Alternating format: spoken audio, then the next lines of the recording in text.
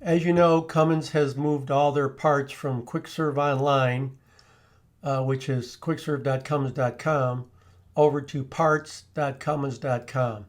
And when you go to QuickServe Online, if you put the engine number in and refresh it so that the whole site is looking at just your engine, and then you go to the Parts tab, there's a link that takes you to parts.cummins.com.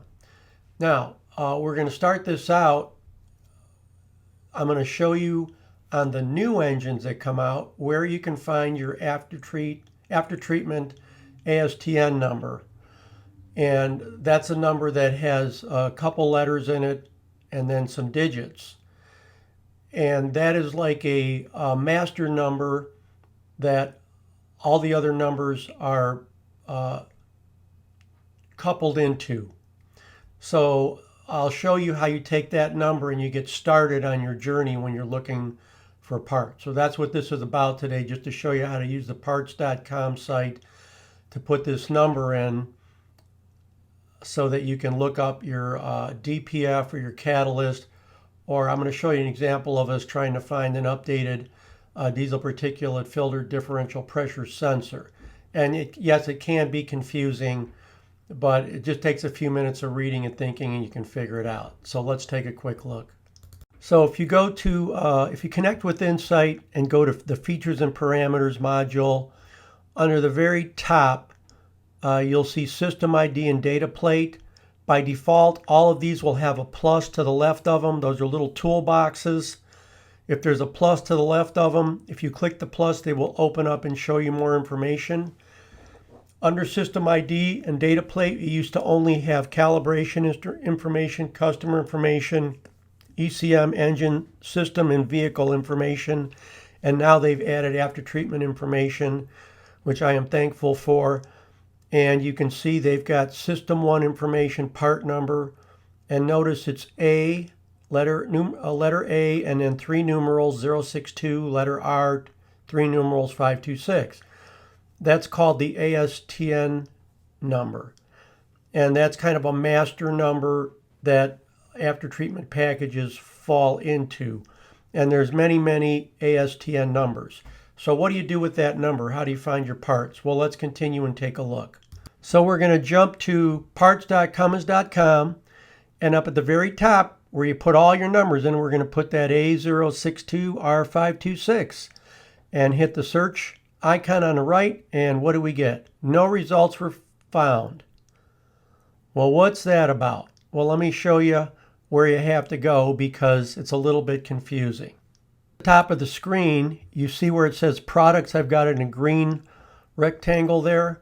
You click that, and then you got to drop down and you have to click on after treatment.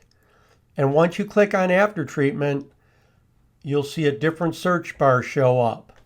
And this is where you have to put that ASTN number in. What you need to know on this slide is this.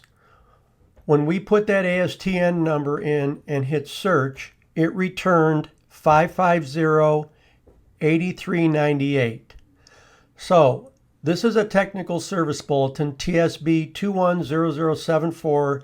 It's a multi-page document, and what we needed to see is what's on the left. Mid-range, horizontal, side in, side out. SISO, or end in, side out. EISO, or side in, end out. SIEO.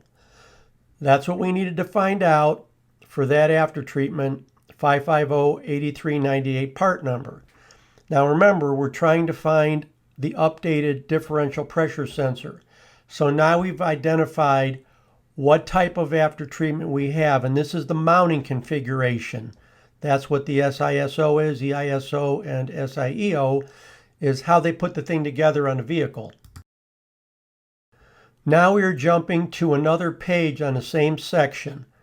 And what's important is we go over to the left and we see MR, MHP, horizontal, side inside out, end inside out, and side in, end out. And then the next column over where the green arrow, the base of the green arrow is, if you look at the top, it says new kit part number. So they updated that emission solution part number, and it got updated to A066L675. And then on the right, it tells us the sensor part number we should be using, and it tells us the tube numbers. Those are the sensing tubes. So we had all the information we needed from the information that was actually in the ECM calibration under features and parameters, and then we had to go to a couple documents. I know this is quick and it's probably confusing. I'm going to do another video on this that'll be in-depth, but it's going to be longer because I don't know how to make it short. I wanted to just show you this to get you jump-started in case you had to look this stuff up. Thanks for joining me on Engine Shop Joe. Please subscribe. Thumbs up if you like the video. Tell your friends. And have a great day. See you next time.